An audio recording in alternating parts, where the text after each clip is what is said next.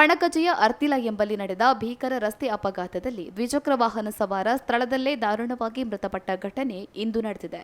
ಬಂಟ್ವಾಳ ತಾಲೂಕು ಮಧ್ವಾ ನಿವಾಸಿ ಮಹಮ್ಮದ್ ಮಾಯಿಲ್ ಘಟನೆಯಲ್ಲಿ ಮೃತಪಟ್ಟ ದುರ್ದೈವಿ.